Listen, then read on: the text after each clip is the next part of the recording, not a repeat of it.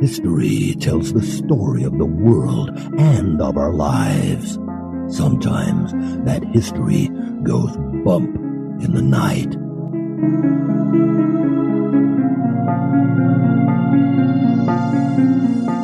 Broadcasting from the center of oddity and the supernatural in Central Florida, it's the History Goes Bump podcast. Hello, you spooktacular people. Welcome to this 598th episode of the History Goes Bump podcast. Ghost Tours for the Theater of the Mind. I'm your host, Diane. And this is Kelly. Kelly, on this episode, we're going to a location that I know well from Colorado, the Brown Palace Hotel. And this has been a very popular ask. It started with David Law, one of our listeners, years ago, and I just kept filing it on the back burner. Well, then we had Vicki Luther ask for it, and Tim Kemble has asked twice for it. So I said, you know what? We better do it. Better get on it. There are several spirits here at this Grand Dame of Denver. Before we get into that, we want to welcome into the Spooktacular crew, Tyson, Carter, and Michelle with 2 L's. Thank you for joining the Spooktacular crew. And now this moment in oddity.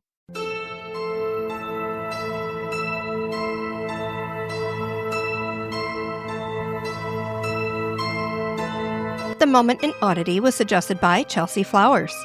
There have been many instances in nature where one species of animal is orphaned and raised by another species. However, that type of situation can be a bit more rare when it comes to animals that live in a herd or flock. In the spring of 2024, a bow hunter named Max Fennell was out in the wilderness when he came upon an unexpected sight that he captured on film. He spotted a herd of at least 12 Roosevelt elk on a hillside. That was not the least bit unusual for the area. However, what was strange was that one of the members of the herd looked a bit different. This unique fellow was actually a donkey named Diesel. 5 years prior to Fennell's discovery, the Drury family had been out camping with their pet donkey near Clear Lake, California. Diesel had spooked and ran away. The distraught family searched for their friend, but despite seeing hoof prints and trail camera footage of their 4-legged family member, they were unable to locate him.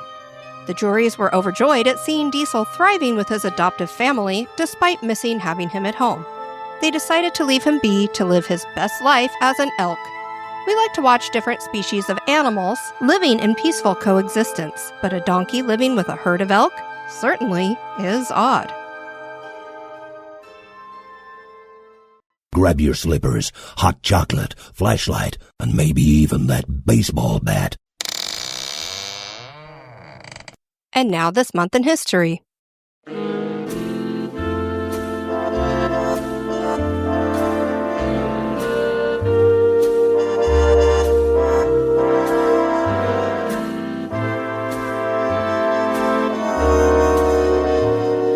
the month of July, on the 14th in 1789, Parisian revolutionaries and mutinous troops stormed the Bastille. The Bastille was a royal fortress and prison in Paris, France. The populace were agitated over economic hardships and were frustrated with the monarchy. Fears that King Louis XVI was about to arrest France's newly constituted National Assembly led to the uprising. A mob approached the Bastille with demands for arms and ammunition.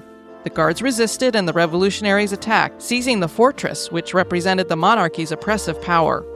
Approximately 100 of the revolutionaries lost their lives, as well as Governor Bernard-René Delaunay and some of the guards. It was a fierce battle. The event was a culmination of many years of discontent by the people and is considered the starting point of the French Revolution. It began a decade of radical social and political change, signaling the end of the old regime. Bastille Day is now a national holiday in France, commemorating the anniversary of the fall of the Bastille. The Brown Palace Hotel and Spa is an iconic landmark in downtown Denver. The hotel has stood for over 130 years and was one of the first atrium-style hotels ever built and was fireproof. She was affectionately nicknamed the Grand Dame of Denver. She has stood as a sentinel in the downtown area, watching over the history that has unfolded here. The Brown hosted celebrities Molly Brown, several presidents, and even the Beatles. And rumors claim that she hosts spirits as well. Several of them. Join us for the history and hauntings of the Brown Palace Hotel.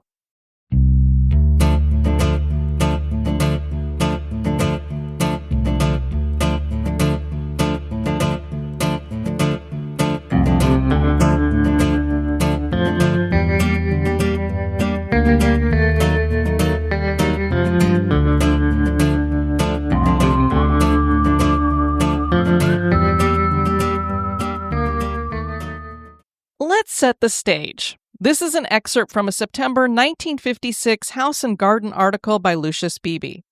Above and beyond its celebrity as one of the great hotels of the nation, the Brown possesses an even greater asset than culinary citations and the presence on its register of the names of the mighty and affluent. This is its sense of continuity, of being inseparably joined to the past.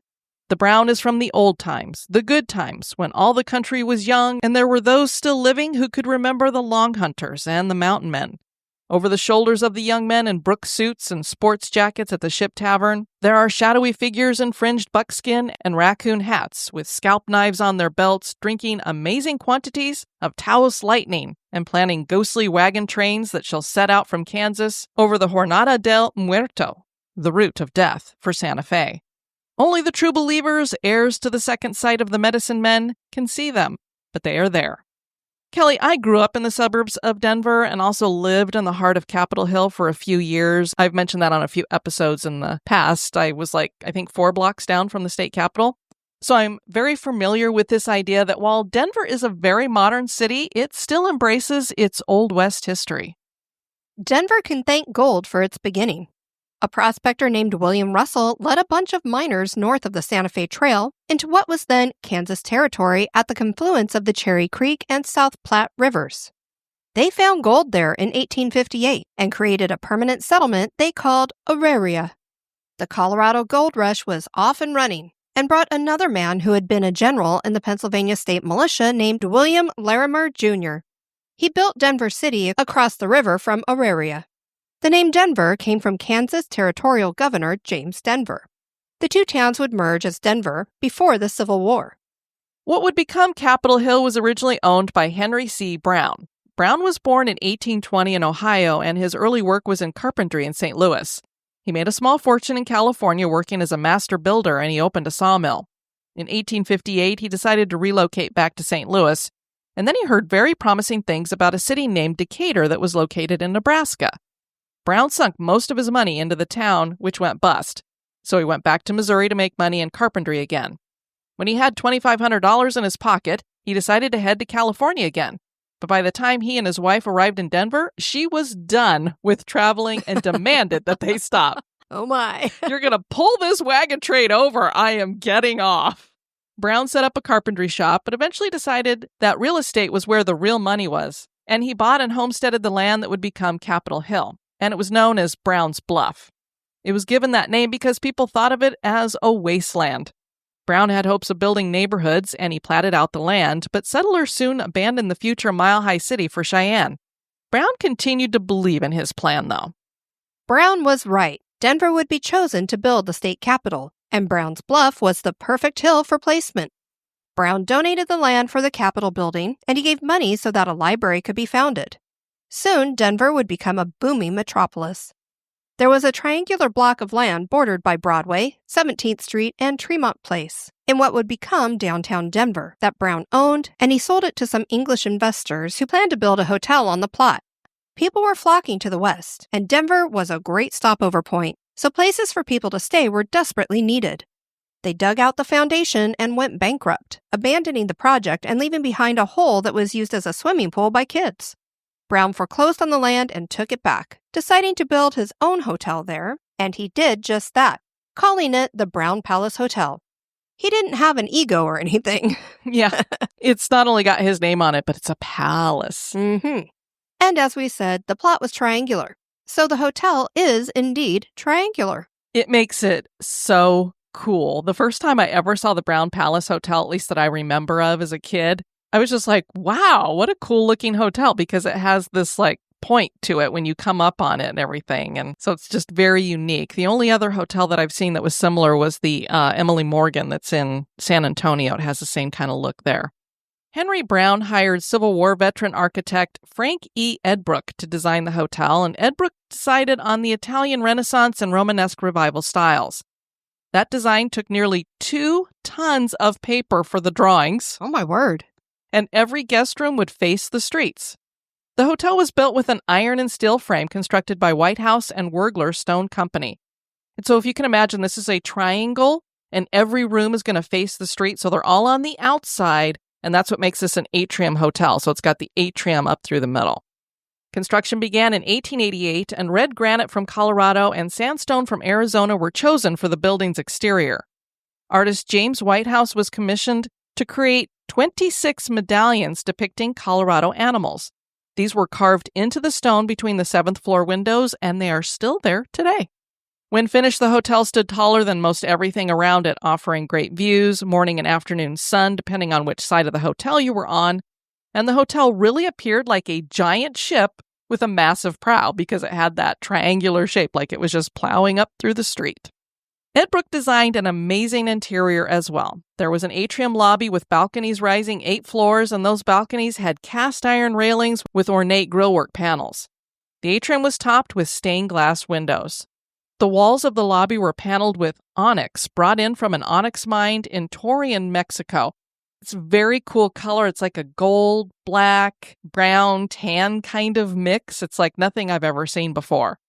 The Grand Salon, which is known as the Onyx Room now, and the 8th floor ballroom were also paneled in the onyx. There was also an 8th floor dining room that could seat 250 guests and offered panoramic views of 300 miles of the Rocky Mountains. The room was 2 stories, and the windows had stained glass fruit designs at the tops of the windows. The floor also had 6 private dining rooms, and the kitchen was up there as well, which they said offered great ventilation for it, and another one of the reasons why they would say this place was fireproof. Floors and partition walls were built of hollow blocks of porous terracotta fireproofing, making this one of the first fireproof structures in America. Each room had its own fireplace. There was steam heat, a huge engine room, a power plant within the hotel. Yes, it made its own power. Wow. And an ice machine that could make 5 tons of ice a day. An artesian well provided the hotel with its own water. The interior was furnished at a cost of $400,000, which included fine china and silver, Irish linen, sofas covered in silk, and furniture made from white mahogany, cherry, and antique oak. The entire hotel cost $1.6 million to build, then you throw that $400,000 in, so it's $2 million built and furnished. The hotel opened on August 12, 1892, with 400 guest rooms that rented out for between $3 and $5 a night, under the co-management of William Bush and Maxie Tabor. Bush built and managed the Broadway Theater across from the hotel, and he had vast experience in managing hotels. Maxie was a son of Augusta and Horace Tabor and learned the hotel business from his dad. It was Tabor's expensive taste that led to the expensive furnishings of the Brown. The hotel also featured 18 unique storefronts. The first guests to use the dining room were the Triennial Conclave of Knights Templar, and they had a 7-course dinner with a wine list of 227 different items that included 28 different champagnes.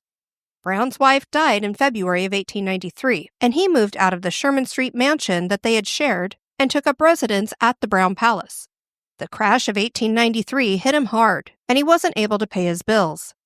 This left the managers of the hotel thinking that they were actually going to have to evict him.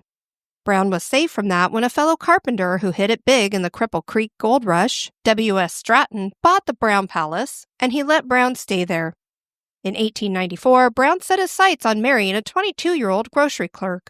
He was 74. I'm trying to figure out exactly what did they have in common. Talk about May, December. Surprisingly, the marriage didn't last, and they were divorced by 1900. Brown went to San Diego, California, and he died there in 1906. His body was brought back to Denver and laid in state at the Capitol. After his death, there was litigation with Brown's son over the deed, and the Stratton estate officially bought the hotel in 1907. Yeah, when I read that, I was like, they must not have had any kind of an official piece of paperwork. I think Basically, what Stratton had done is said, I'll pay some of the back, whatever issues you're having here, Brown, and you can go ahead and stay, but I don't know that anything was put in paperwork. Probably just a handshake. Yeah, so this solidified everything. Horace Bennett and Associates bought the hotel in 1922, and one of those associates was Charles Betcher. And he and his brother Claude bought the hotel when the Depression forced Bennett to sell some of his holdings.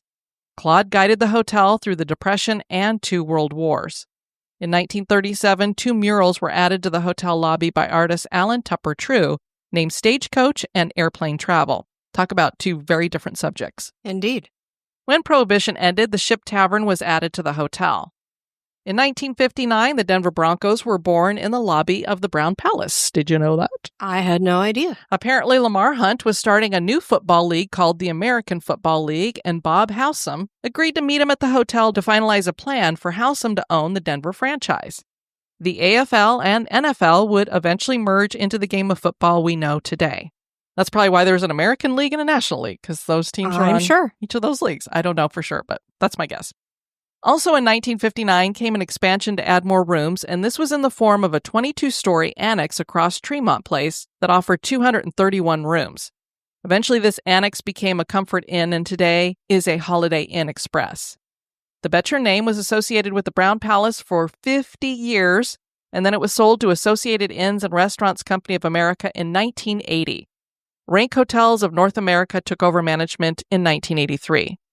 Guess who came to the Grand Dam of Denver, where Frontier and Alaska gangster Jefferson Soapy Smith, Louise Sneed Hill, Margaret Molly Brown, Andrew Carnegie, Thomas Edison, Peter Lorre, Jane Russell, Red Skelton, and Charles Lindbergh. The first president to visit was Teddy Roosevelt in 1905. Incidentally, only 3 presidents that have served after Teddy have not visited the hotel. Every other president has been a guest. So the Beatles were coming to Colorado to perform at Red Rocks Amphitheater, which is the best place to see a concert, period. Fight me. Okay, then. I mean, I've seen it on television. It does look exceptional. There is nothing like it. The sound there, you're surrounded by nature. It's all out in the open. That's why so many groups have released live albums that were recorded at Red Rocks.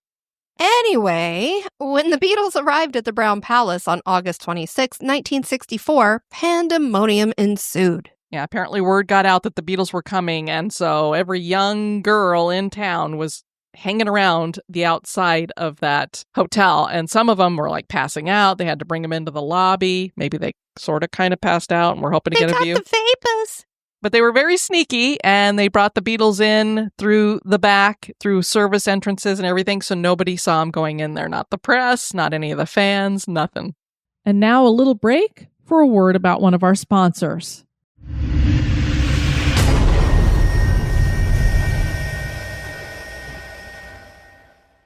There is a fun story about a character who stayed here named Lord Ogilvy that's shared in Corinne Hunt's 1982 book, The Brown Palace Story.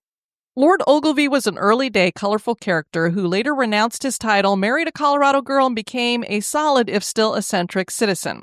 A story quoted in the Denver Times of April 11, 1896, reprinted from the Chicago Times-Herald, describes one of the Englishman's stays at the Brown Palace Hotel. The lord, the story claimed, had a superstition about sleeping. He could not rest well unless there was a champagne bottle on each post of his bed. Pint bottles, he claimed, only produced insomnia, so it was his habit to order up 4 quarts of the bubbly and drink them before retiring in order to get the empty bottles to deck the bedposts. Great excuse for drinking. I don't think it's the decorative quality. I don't think they're helping you to sleep. You are passed out, sir. On this occasion in Denver, when a person named Alfred S. Trude, who was later interviewed by the Chicago Reporter, claimed to have met him, Ogilvy had followed his usual pattern for getting to sleep. About 1 a.m., the loud and somewhat truculent song of a rooster came reverberating through the corridors and down the marble stairways of the hotel. This, of course, brought complaints from the guests, and the clerk was busy making soothing, if uninformed, explanations. One man came down half-dressed and pleaded to be permitted to see the cockfights. He was a clean, strained sport from Missouri and would never open his mouth where police could hear of the Maine. He was homesick, and a good, quiet cockfight would cheer him. I'm sure. When at 2 o'clock the clarion sounded again, bellboys traced the sound to Ogilvy's room. The clerk was summoned. At his knock on the door, the Lord awoke and called out for whoever was there to come in. The door was unlocked. The clerk, followed no doubt by curious bellboys, entered. On the head of the Englishman's bed was perched a fine, brass-backed game, the winner of 100 battles and the owner of a voice like a bugle. He regarded the strangers with a hostile eye and crowed again. The clerk explained that pets or animals were not allowed in the rooms and that one of the boys must remove the rooster. Not in 1,000 years, not in 10 centuries, this is not a pet, this is an alarm clock. The last time I was here, you let me miss a train, and this time I've brought something I can rely on to call me at 6 o'clock. It's all right. Adios. Good night. Oh, my word. Get out of my room. That's my alarm clock. How dare you? So, according to the papers, replied the member of the English peerage. The bird, said the Chicago Times-Herald, remained on guard. A Denver Times writer, however, disputed the story. The Lord, he maintained, could crow like a rooster and did so whenever there was too much noise going on. So was there really a rooster in the room or was it just him? Either way, the guests were very put off by it. All but one, who wanted to watch the cockfight. That's true. Interesting guests would show up in the lobby during the National Western Stock Show every year, the Champion Bulls. You better keep a broom and something to pick up whatever they might deposit there in the lobby. Crow Holdings acquired the Brown in 2014, and today it is owned by Crescent Real Estate, LLC, and is managed by Marriott.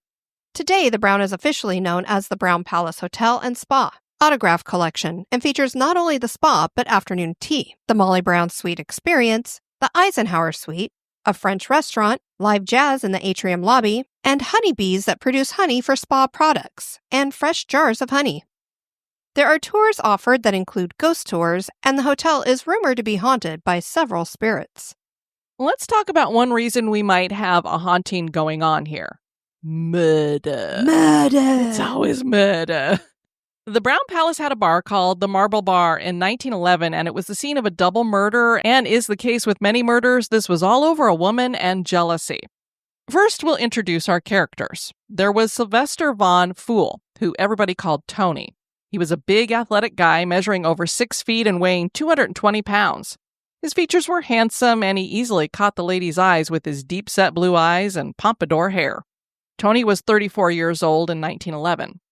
There was Frank Henwood, who had only been in Denver a short time. He was a friend and business associate of a man named John Springer. Frank was an impeccable dresser and thin, and had traveled the world. He was divorced with 2 daughters and was 35 years old in 1911. Isabel Patterson Springer was born in Kansas in 1886 and was a social butterfly who worked her way up to elite socialite. She was married to a traveling shoe salesman and divorced him in 1907. Only a few weeks after that divorce, Isabel married Colorado businessman John Springer, who was very powerful and very rich, and I think we can all see why she divorced the traveling shoe salesman. So Springer was 47 and she was 27, so she made the perfect trophy wife. And she fit the bill, being both beautiful and vivacious. Isabel loved to throw parties, especially at the Brown Palace, and everybody was always eager for an invite. Isabel was young and unsatisfied in her marriage to Springer, who was often away on business, so she took up with both Tony Von Pfool and Frank Henwood. She had met Von Pfool on a trip to St. Louis, and after she left, she started writing him some very steamy letters. And there are reports that she might have met him even before she had married Springer, so this might go back for quite a bit of time. The two met up in Hot Springs, Arkansas, where Isabel went to recover from a surgery, and the two were seen doing the party circuit together. Isabel had met Frank, and that's Henwood, at her husband's office, and the three all started hanging out as friends. And this is Isabel, her husband, and Frank were all hanging out as friends. Things crossed the line at some point, and Frank would visit Isabel at her and John's 12,000-acre ranch outside of Denver when John would be out of town. I'm sure he was just checking on his friend's wife, you know. Isabel couldn't decide between the two men. At what point they found out about each other, we don't know, but apparently Von Pfool started threatening Isabel that he would start sending her letters to him, to her husband, one at a time, unless she dropped her husband and Frank for him. So he's like, if you don't give up all these other guys for just me, I'm going to start sending these letters to your husband. So Isabel turned to Frank for help in getting back what she called some foolish little letters. Frank agreed. He wasn't about to let Von Pfool blackmail Isabel. The Springers had a suite at the Brown Palace, and Isabel and Frank met there. This was easy to do because Frank also had a room at the Brown, room 715. Isabel again asked for Frank to get moving on getting the letters back. He told her that he wanted her to write a note to Von Pfohl telling him that things were over, but she refused. So even though the guy's blackmailing her, she doesn't want to completely end things with him. Frank persisted, and a letter was indeed typed up. They believe he told her, this is what you're going to say.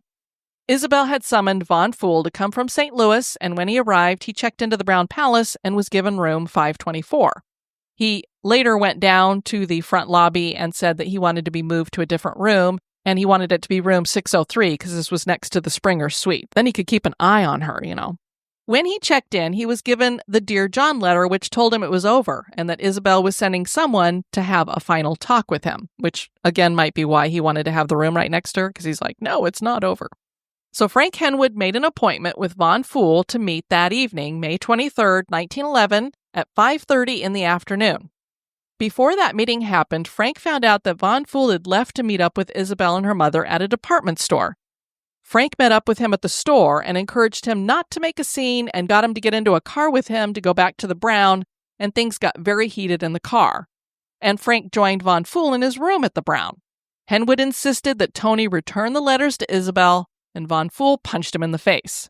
Then Von Pfohl hit Frank with a shoe tree, and he pulled a revolver from his pocket and threatened to kill Frank.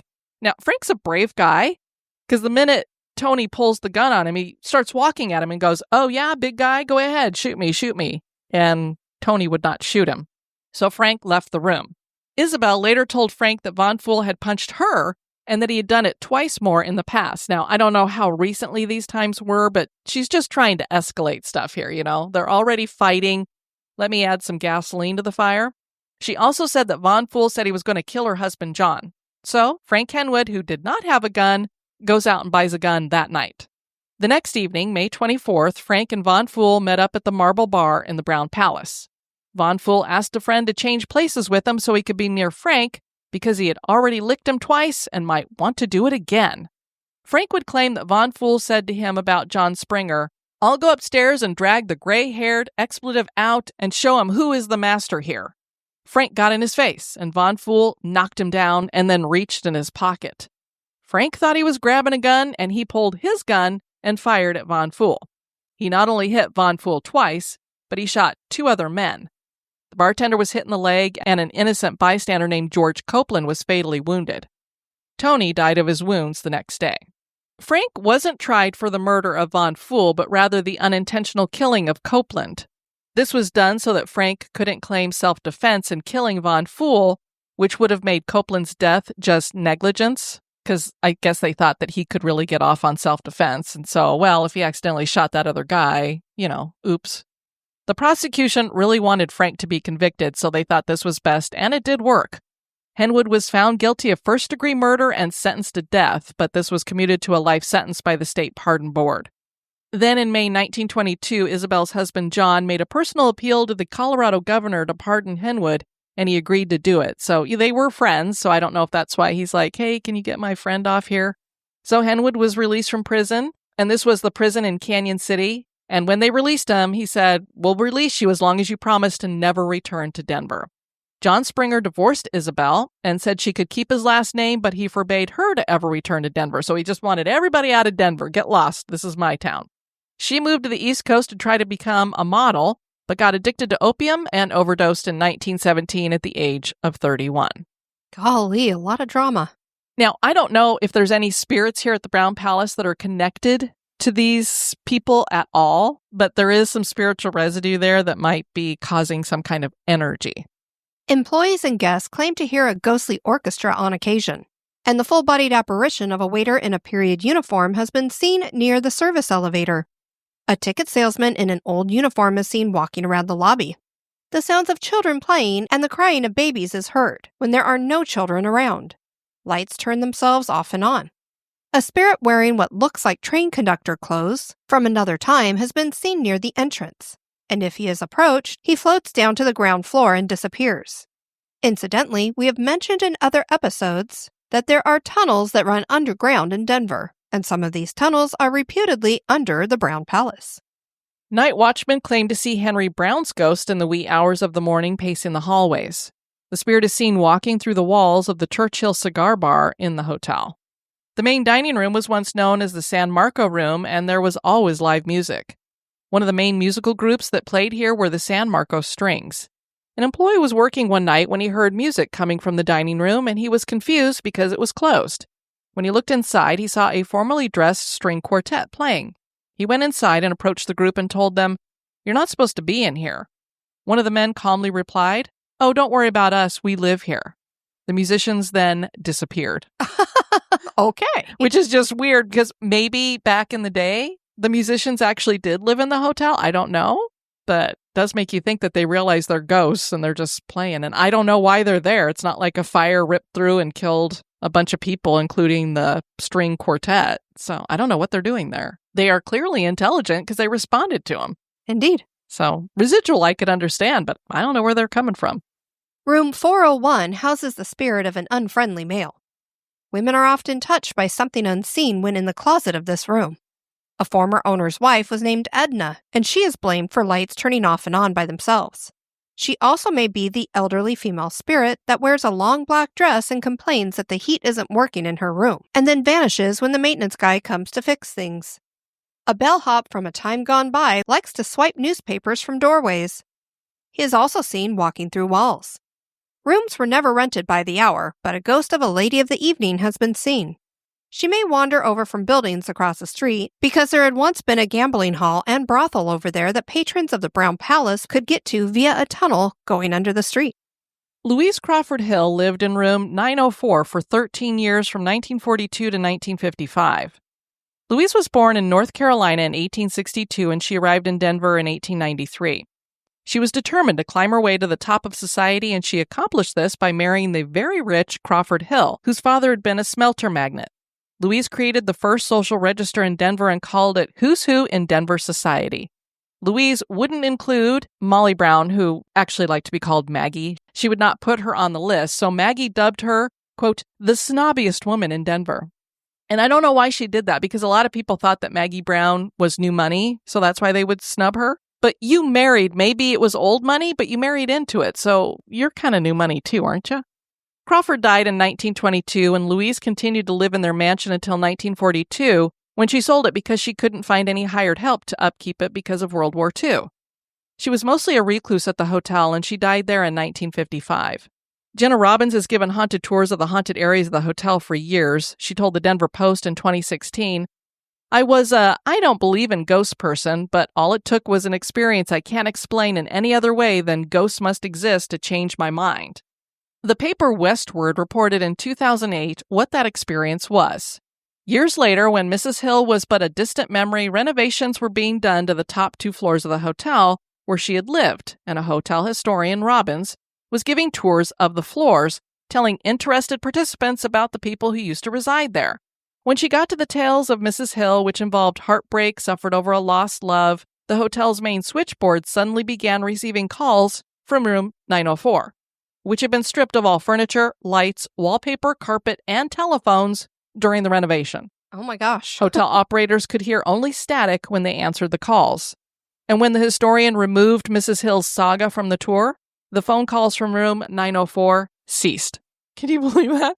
So she goes back every few nights, tells the story, and all these calls start going. So then she's like, maybe I shouldn't talk about that anymore. I just find it fascinating because you know they can't hear. All they're hearing is static. But is she on the phone, like yelling about, who's this woman talking about my life out there? Shut her up. Could be. A haunting in Colorado, founded by Alexis Ray, did an investigation at the hotel in 2021 and got Let Go to come through on a spirit box. Alexis said that some activity that entailed an unseen spirit, pulling the covers off of people, seemed to start when the hotel started offering ghost tours. She asked the spirits if this bothered them, and very clearly through the box came the answer, it does. Later, a male voice yelled, foot. There was an okay, and Alexis asked if they wanted to conversate for a little bit, and there was a clear yes, and then an excuse me. Another spirit said, leave me alone. So some wanted to talk and some didn't.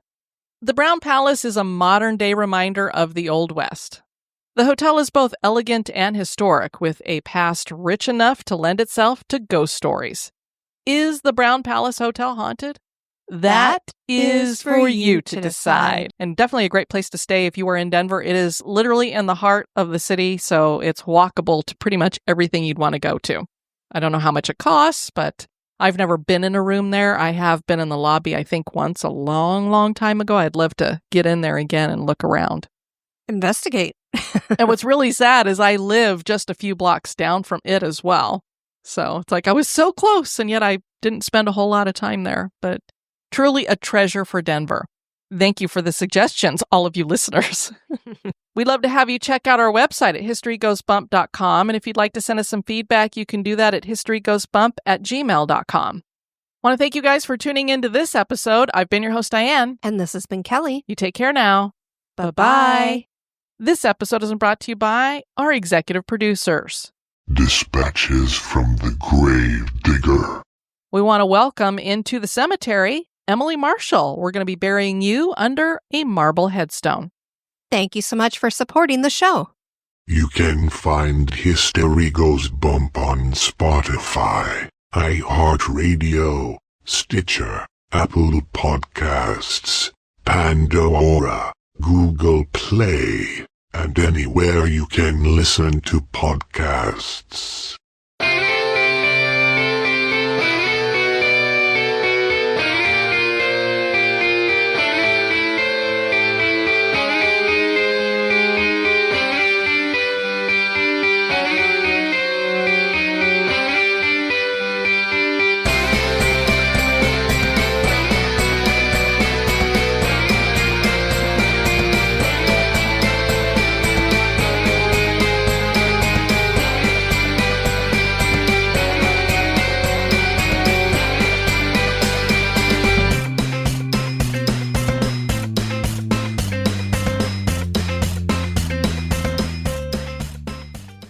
The Brown Palace Hotel and Spa is an iconic landmark in downtown Denver.